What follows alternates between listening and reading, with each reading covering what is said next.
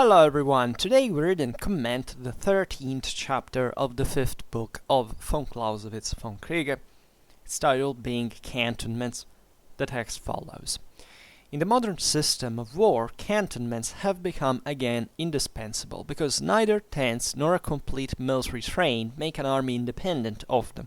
Huts and open-air camps, bivouacs as they are called, however far such arrangements may be carried, can still never become the usual way of locating troops without sickness gaining the upper hand, and prematurely exhausting their strength sooner or later, according to the state of the weather or climate. The campaign in Russia in 1812 is one of the few in which, in a very severe climate, the troops, during the 6 months that it lasted, hardly ever lay in cantonments. But what was the consequence of this extreme effort, which should be called an extravagance, if that term was not much more applicable to the political conception of the enterprise? Two things interfere with the occupation of cantonments: the proximity of the enemy and the rapidity of movement. For these reasons, they are quitted as soon as the decision approaches and cannot be again taken up until the decision is over. In modern wars, that's in all campaigns during the last 25 years which occur to us at this moment, the military element has acted with full energy. Nearly all that was possible has generally been done in them, as far as regards activity and the utmost effort of force, but all these campaigns have been of short duration. They have seldom exceeded half a year. In most of them a few months sufficed to bring matters to a crisis, that is, to a point where the vanquished enemy saw himself compelled to sue for an armistice, or at once for peace, or to a point where, on the conqueror's part, the impetus of victory had exhausted itself.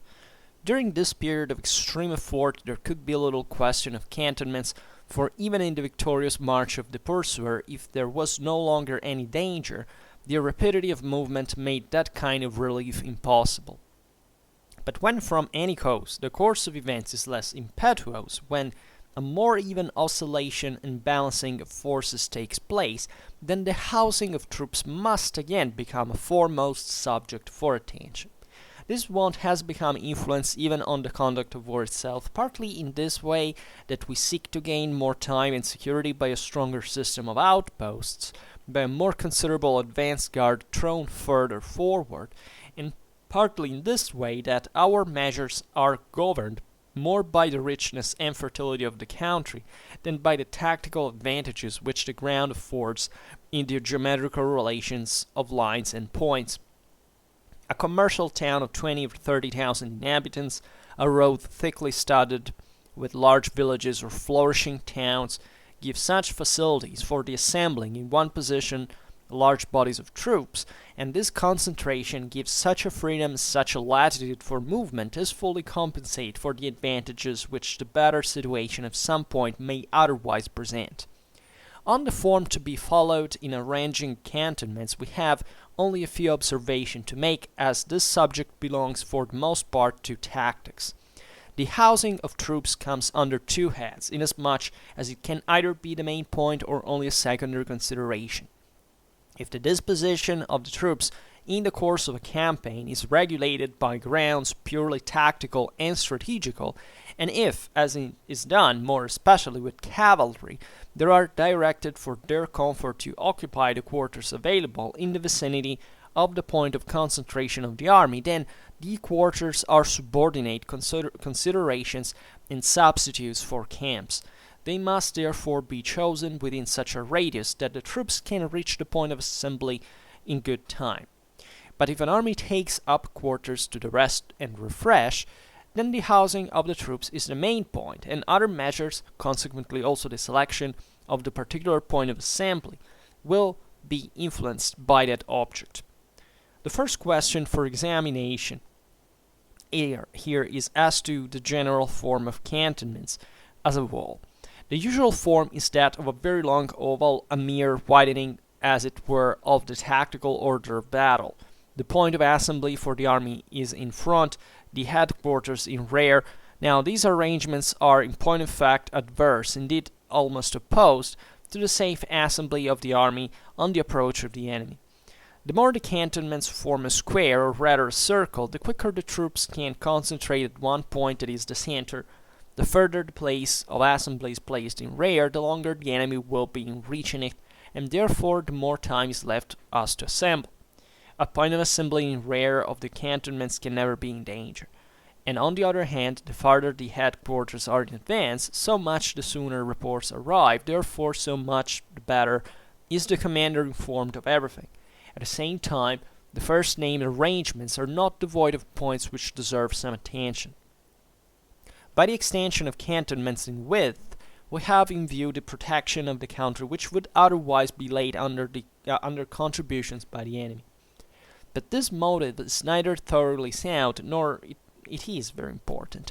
It is only sound as far as regards the country on the extremity of the wings, but does not apply to to intermediate spaces existing between separate divisions of the army. If the quarters of those divisions are drawn closer round their point of assembly, for no enemy will then venture into those intervals of space, and it is not very important because there are simpler means of shielding the districts in our vicinity from the enemy's requisition than scattering the army itself. The placing of the point of assembly in front is with a view to covering the quarters for the following reasons. In the first place, a body of troops suddenly called to arms always leaves behind it in cantonments a tail of stragglers, sick, baggage, provisions, etc., which may easily fall into the enemy's hands if the point of assembly is placed in rear. In the second place, we have to apprehend that if the enemy with some bodies of cavalry passes by the advance guard, or if it is defeated in any way, he may fall upon scattered regiments or battalions. If he encounters a force drawn up in good order, although it is weak, and in the end must be overpowered, still he is brought to a stop, and in that way time is gained. As respects the position of the headquarters, it is generally supposed that it cannot be made too secure. According to these different considerations, we may conclude that the best arrangement for districts of cantonments is where they take an oblong form, approaching the square or circle, have the point of assembly in the center, and the headquarters placed in the front line, well protected by considerable masses of troops. What we have said as to covering of the wings and treating of the disposition of the army in general applies here also. Therefore, corps detached from the main body, right and left, although intended to fight in conjunction with the rest, will have particular points of assembly of their own in the same line with the main body. Now, if we reflect that the nature of a country, on the one hand by favorable features in the ground determines the most natural point of assembly, and on the other hand by the position of towns and villages determines the most suitable situation for cantonments, then we must perceive how very rarely any geometrical form can be decisive in our present subject. But yet it was necessary to direct attention to it because, like all general laws, it affects the generality of cases in a greater or less degree. So let's simply comment. This chapter on cantonments, actually this is the first part. For Clausewitz gives a bit of a historical background as far as the changes in the last 25 years in his time since the beginning of the 19th century occurred, and eventually we'll complete it with the historical example proper. He explains the position of cantonments as much as theory is possible, as we have seen, we've just concluded, stating how everything depends on multiple factors and that therefore there is no geometrical principle to it. But so he says in cantonments, in the modern system of war, cantonments have become again indispensable because neither tents nor a complete military train make an army independent of them. Right? Huts and open-air camps, bivouacs as they are called, however far such arrangements may be called, can still never be overcome. The usual way of locating troops without sickness gaining the upper hand and prematurely exhausting their strength sooner or later according to the state of the weather or climate. Right. The campaign in Russia in 1812 is one of the few which, in a very severe climate, the troops during the 6 months that it lasted hardly ever laying cantonments. But what was the consequence of this extreme effort, which should be called an extravagance, if that term was not much more applicable to the political conception of the enterprise? So, in here, von Clausewitz is observing how the modern warfare in of his times, and he will be more explicit afterwards, has brought to this continuous kinetic situation, war waging for which troops fundamentally never have the time to stably, to establish themselves in this, cantonments in a longer period of time. So that, of course, and we've seen it in previous chapters, this brings for them to live under the weather in precarious situations. And this is paradoxically, effective as considering the needs, the strategical needs of this type of war, because it accelerates the speed of the army and the capacity to punch further. But at the same time, as we've seen, causes a great deal of losses because of illness and so on. He makes the example of the campaign of 1812 with French invasion of Russia that exemplifies, given the extremity of the of the objective from a strategical point of view, the also as a consequence, in spite of the severe weather that kicked in also as far as cold was concerned earlier on autumn today. Always remember the French were defeated by the Russians, not by winter actually, but the nobody's invincible. The question is that's a good example of how even in that harsh weather, basically the French and the Allies never basically spent very few times in cantonments because they were always on the move, right? And that extremity, for Clausewitz says, this would seem an extravagance if it wasn't actually justified, right? The myth that Russia didn't have to be invaded is a myth, in fact, right? That there were all the specific reasons for doing it, and yes, you can invade Russia and win, right? It just depends on how you do it and what's the will thing about, politically speaking and militarily speaking, socially speaking. But as we were saying, nobody's invincible, and therefore 1812, in that space of time, von Clausewitz considering that is fundamentally one of Napoleonic era, is the extreme case, right? Big distances. Actually also less resources. I mean, Russia was surely less hospitable than Central Europe and Southern Europe, whatever, and it forced also the speed of the march, in the sense that the longer you stayed out of big cities, and the objective was Moscow, as you know, the greater the problem would be, also the greater the losses, right? And in fact, we have already seen in previous chapters how von Clausewitz also praises Napoleon for the conduct in certain, for example, as far as the example was the attitude on the battlefield of Borodino, and also the strategical needs concerning the necessity for French troops to reach in great number Moscow, right, and whatever, but you can't go back in the list.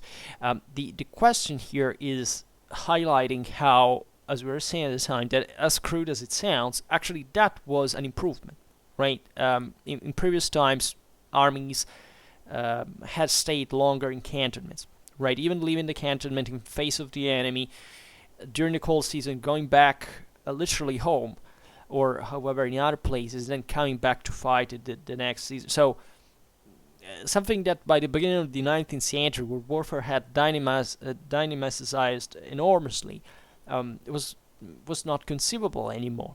And the fact that in this sense the conditions of the troops worsened as far as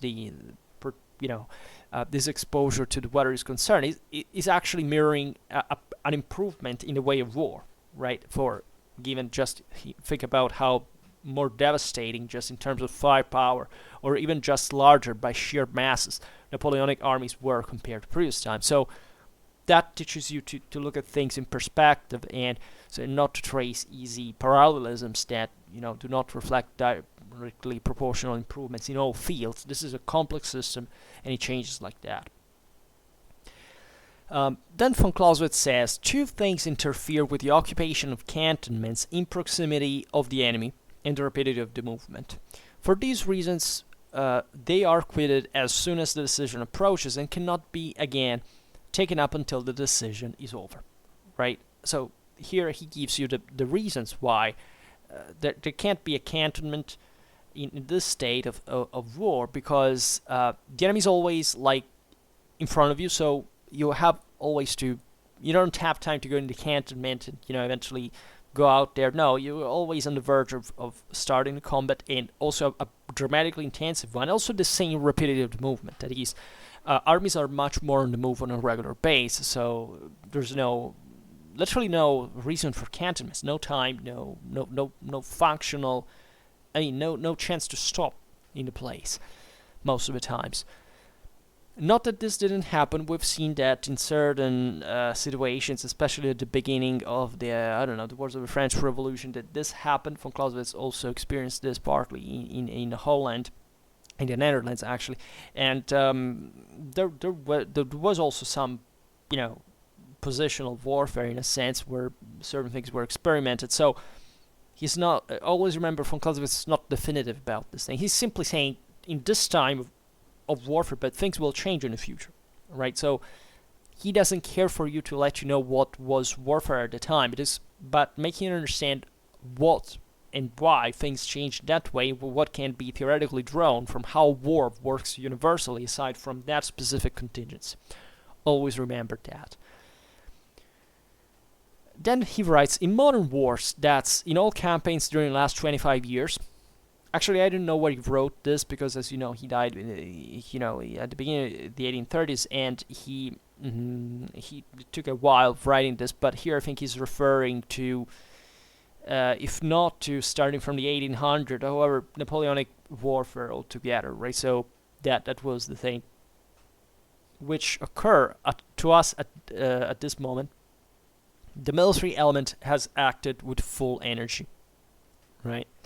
Nearly all that was possible has generally been done in them, as far as regards activity and the utmost effort of force, right? So he's speaking in favor of the dynamization of warfare during the Napoleonic era as something actually as an improvement, as the one it really was in the art of war.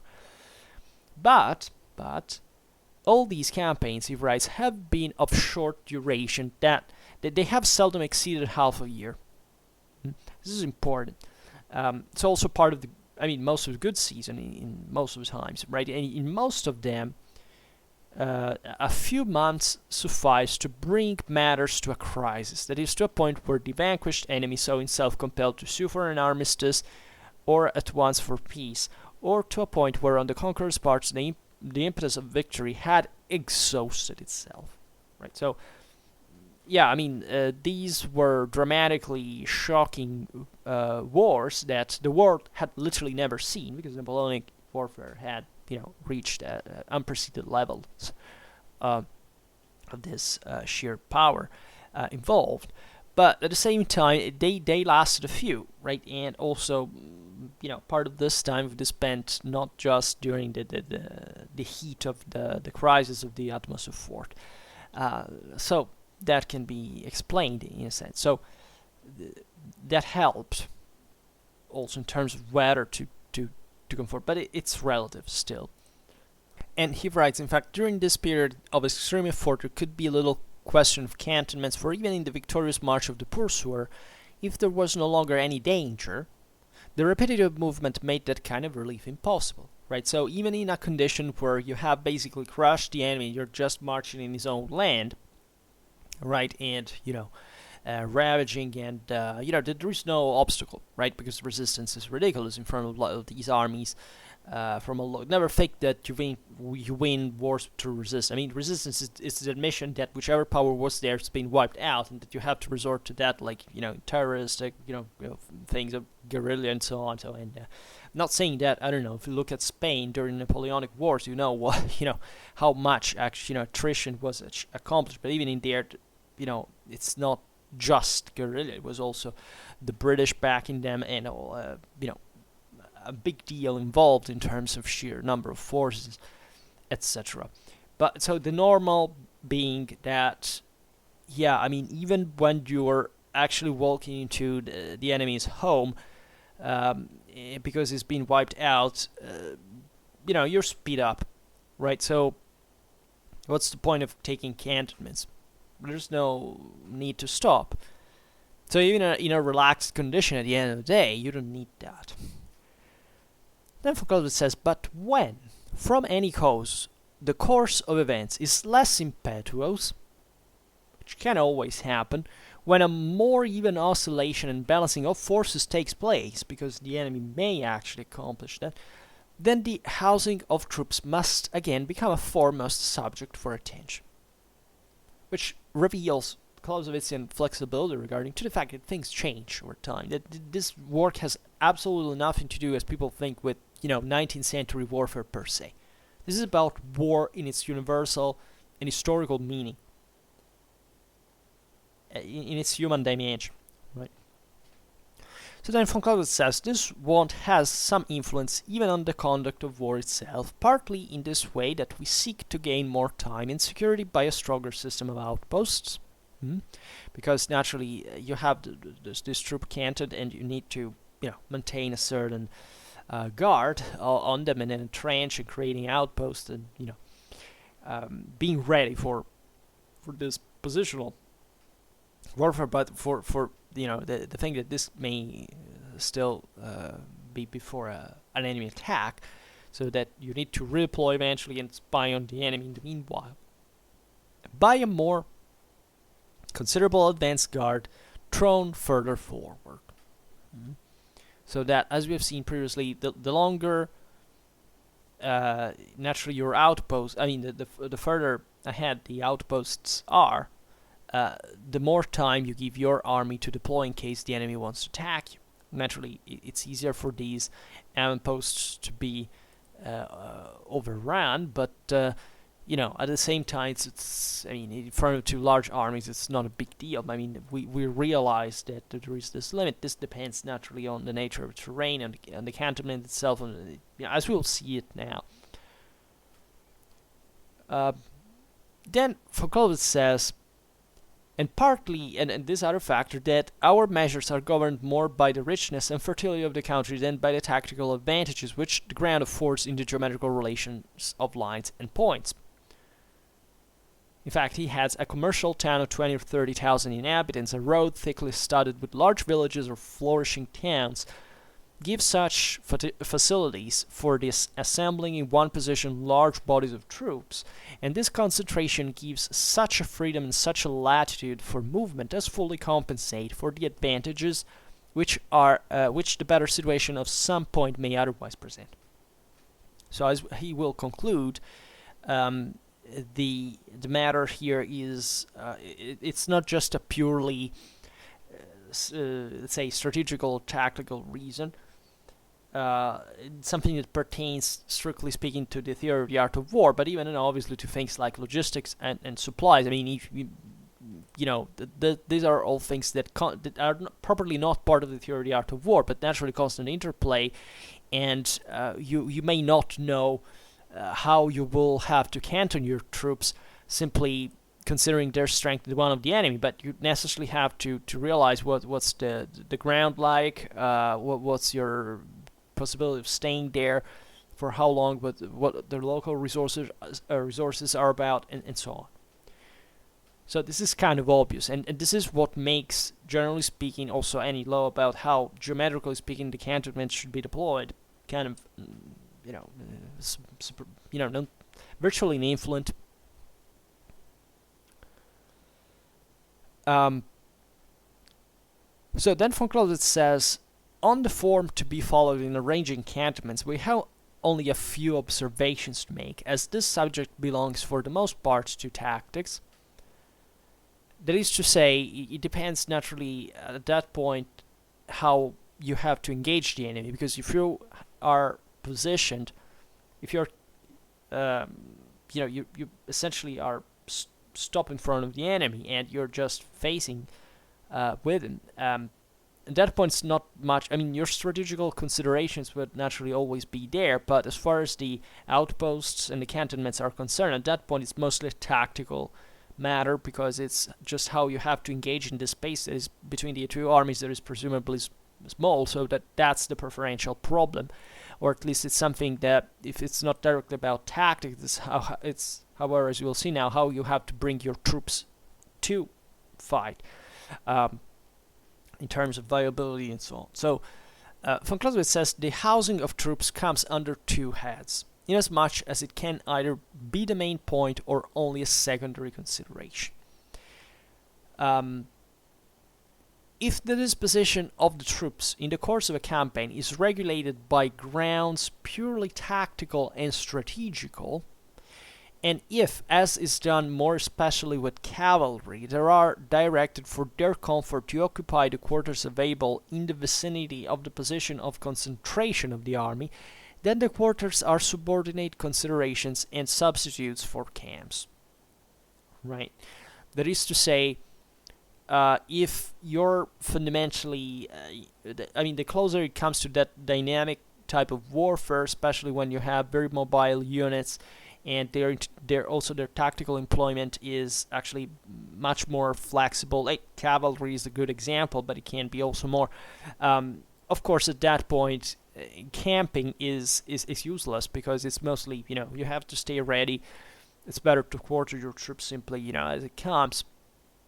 So it's not a big deal, right? So it's fascinating also how he phrases that, because he says that, the more the tactical and strategical dimension take the upper hand, that is, the more, in this sense, the suspension of the act of war that we have treated in the first chapters is reduced. It's obvious that you have to be on the move, right? It's properly the military dimension takes over as far as the art of war is concerned. And therefore, as we said before, that there is less, at least the encampment can be bypassed sometimes in this more stable forms, or however is much more subordinated to the employment of the troops on the field, right? But von Clausewitz says, if an army takes up quarters to rest and refresh, so in a condition where he can't afford to do so, because evidently it's not under a particular threat, at least in a certain by certain standards of times and space, then the housing of the troops is the main point. Because as we've seen, otherwise you would lose a freaking lot of them just by exposing them to the weather because of sickness and so on. And also other measures. Consequently, he says, also the selection of the particular point of assembly will be influenced by that object. That is to say, as we were at that point, instead, it's mostly the ground that makes that matters, right? If you have the possibility of troops to leave better, and the enemy is, it's out there, but you still know that it won't come to directly to confrontation in a short time, and you have time for making the meanwhile sparing many of your troops and their energies, and you want to house them. Well, at that point, what will take over as a dimension is, what's the local resources, right? Where you can counter-distribute, where you can take supplies from, and therefore it's not even a strictly military problem. Then he says, the first question for examination here is as to the general form of the cantonments as a whole. That is, in spite of this variation that occurs, is there some kind of general principle underlying the disposition of cantonments? Well, he says the usual form is that of a very long oval, right? A mere widening, as it were, of the tactical order of battle, right? So an oval that is, extended in width, given the front, right? That reflects, in this sense, the deployment of troops on the battle itself, and this is understandable because coming out of it, the troops will be already kind of will have their routes that will make them displaced and march through easily through replicating substantially the same position in the width of this line, right? That's the concept, right? So in here, the troops are in the front, the headquarters are in their rear, right? And that is important, as you understand, because the headquarters has to stay close to the troops as much as it can speed up the information reception and command and orders given. And at the same time, where it's the more ahead the headquarter is, and the more it risks, right? So that has to be considered as well. Foucault says, now these arrangements are in point of fact adverse, indeed almost opposed to the safe assembly of the army on the approach of the enemy.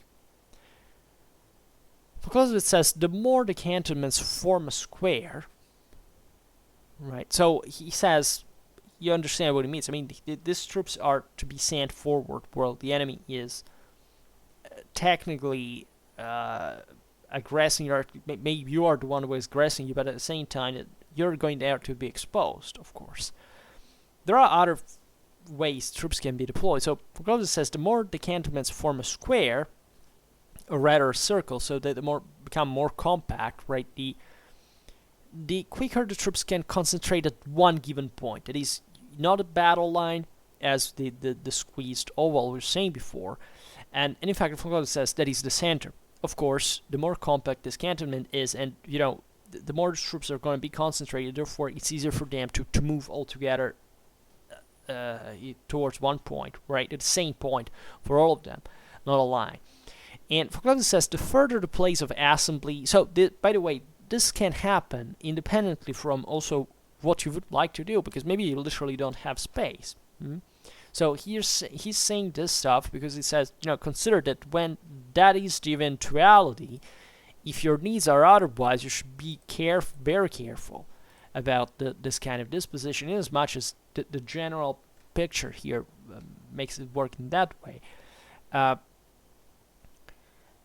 And then von Clausewitz says, the further the place of assembly is placed in rear, the longer the enemy will be in richness, and therefore the more time is left us to assemble. Point of assembly in rear of the cantonments can never be in danger, right? This is interesting because it's as if the cantonments at some point troops could assemble even in the rear of them. And the cantonments form kind of an impediment for an advancing army itself. They have at least to enter in them if they can't bypass them otherwise. And that, however, causes more maneuver and change. So in this sense, Foucault says, that area behind the cantonments in the direction of the enemy, considering the position of the enemy, is safe. Right, the enemy will take more time to reach us. This is important, for example, if you are in defense, right? And on the other hand, Foucault rightly says, the farther the headquarters are in advance, so much the sooner reports arrive. Therefore, so much the better is the commander informed of everything. At the same time, the first named arrangements are not devoid of points which deserve some attention. So naturally, the more distant you get from the enemy, and the least you are gonna know about the situation, and cantonments can even provide for an obstacle. Also, this is not just it, because Foucault says, by the extension of cantonments in width, we have in view the protection of the country which would otherwise be laid under contributions by the enemy. Is to say, the cantonment can also be arranged, formed, with in function of the occupation of some ground, of course. And however, this is not always functional or necessary, right? Or that's even meant to be like that. Of course, as we've seen, it depends mostly where we want to redeploy your troops out of them, but it's not always the same thing. And Foucault says, but this motive is neither thoroughly sound, nor it is very important. It is only sound as far as regards the country of the extremity of the wings, but does not apply at all to intermediate spaces existing between separate divisions of the army, if the quarters of those divisions are drawn closer round their point of assembly, for no enemy will then venture into those intervals of space. What does this mean? Well, it means that if you basically have some need to cover your wings by facilitating also the access to that ground from cantonments, or even, maybe these are fortified, there are outposts and so on, it's one thing. But most of the time, it's not like that, because the functionality of an army is when it's deployed, not when it's in cantonments. On the contrary, that's the kind of vulnerable. Also, we could say that the separate divisions that are naturally cantoned separately in this picture can generally already represent kind of a barrier on themselves, because there is this concept, I don't know where it came from, that fundamentally if there are gaps in information, those are going to be exploited. Well, actually not, right? Unless they're very large, right? So that an entire unit can pass through it without being, contrasted, but countered. But I mean, the fact is that it's not that there is a gap, that there is an enemy unit that's going to squeeze itself to enter in so that it exploits it. It's like when people think that, the Romans defeated the Macedonian phalanxes because there were gaps between the phalanxes by the foe, right? Because of course every battle line has gaps between the various units, but that absolutely has nothing to do with the exploitability of those gaps, right? In any historical era. So von Clausewitz also says it's not very important because there are simpler means of shielding the districts in our vicinity from the enemy's requisition than scattering the army itself. That is to say, even if you stretch out your troops, you may not actually accomplish a great deal, because of course it's important for troops to be compact together for redeployment, and also there are other ways, as we've seen also partly in previous chapters, in which you can prevent the enemy from reaching some ground, or at least thinking to get there a favor, with some advantage for, at your expense, let's say. For Clausewitz says the placing of the point of assembly in front of the cantonment is with a view to covering the quarters for the following reasons. In the first place, a body of troops suddenly called to arms always leaves behind it in cantonments a tail of stragglers, sick baggage, provisions, etc. So actually another reason for which you tendentially don't want to deploy behind your own cantonments in face of a battle is that, the enemy may, have problem to enter this cantonments. At the same time, you're gonna leave behind a freaking lot of men and resource material that actually could be important, even, to provide support for the troops during combat, where that, in the rear of your formation. And the enemy may easily take it away, especially the larger the armies are. Right, because they, as we've seen, these engagements at the beginning of the 19th century could last a very long time. So there is all time to take away, especially the everything that at the moment of excitement may not have, you may not have time during the deployment to think about, but that the enemy paradoxically may during combat, because there are certain points of the formation that during combat just there as reserves, and if they have marched into the camp, they can easily bring stuff away, or even support themselves with that. In the second place, von Clausewitz says, we have to apprehend that if the enemy with some bodies of cavalry passes by the advanced guard, or if it is defeated in any way, he may fall upon scattered regiments or battalions.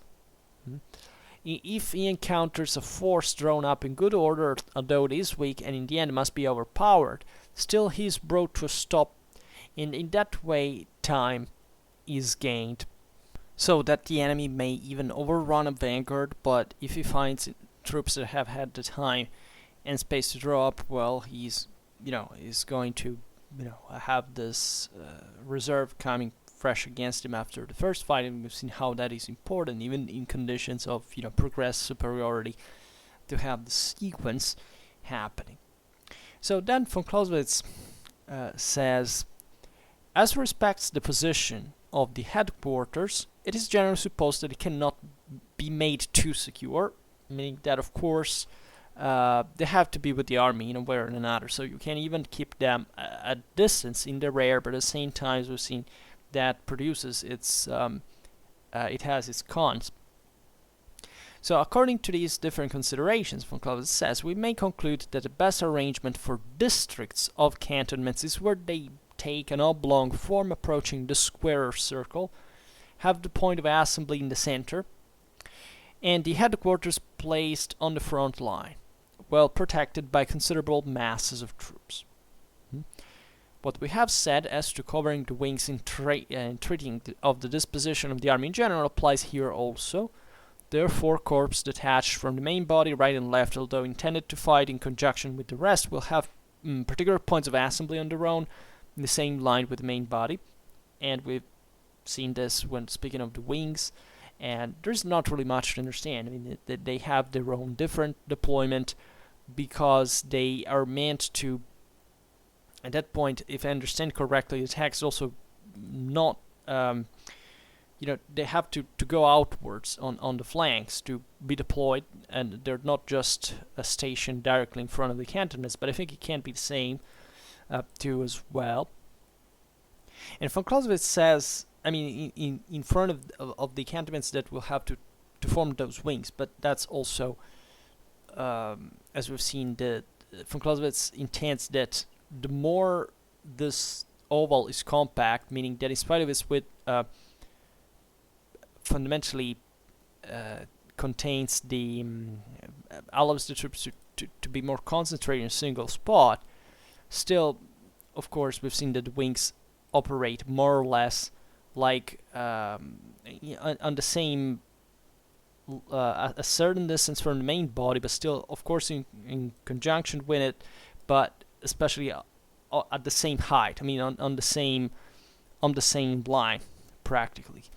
And then von Clausewitz says, now, if we reflect at the center of a country, on the other hand, by favorable features in the ground determines the most natural point of assembly, and on the other hand, by the positions of towns and villages determines the most suitable situation for cantonments, then we must perceive how very rarely any geometrical form can be decisive in our present subject. That is to say, orientatively speaking, yes, the thing of the oval is fine, but up to a certain point. But in fact, von Clausewitz says, but it was yet necessary to direct attention to it because, like all general laws, it affects the generality of cases in a greater or less degree. Right? Then eventually next time we'll finish the chapter, but this is pretty much it for today. I hope that you enjoyed this video. If you did, please share it. Otherwise, leave a like or subscribe to my channel if you're interested in my upcoming content. And for now, I thank you heartily for listening to me. I wish you a nice time and see you next time. Bye.